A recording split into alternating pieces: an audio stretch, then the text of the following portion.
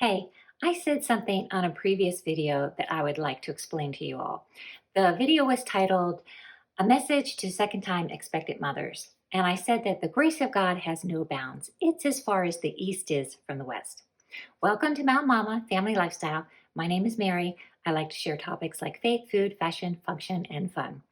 Okay, so there's a Bible verse in the book of Psalms, and it says, As far as the east is from the west, so far hath he removed our transgressions or sins from us. And there's something very interesting about that.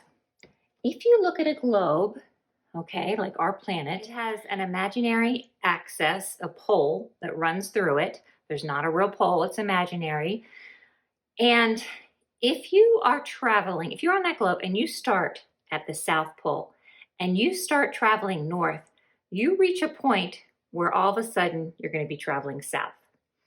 And if you start at the South Pole, or if you start at the North Pole and you start traveling south, you're going to reach a point where all of a sudden you're traveling north.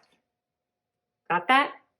Now, if you're going to be on that same globe and you are traveling, I want to make sure I'm going the right way.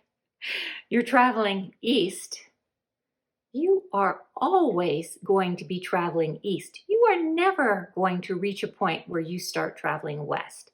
And it's the same way with west. If you are traveling west on that globe, you're going to be traveling west forever and ever and ever. You're never going to reach a point where you start traveling east, unless, of course, you stop and turn around. And so when the Bible says that God has removed our transgressions from us as far as the east is from the west, that's an infinite amount of space. He doesn't say from the north, from the south, because that would be finite. So when I said that the grace of God has no bounds, I meant that the grace of God is infinite.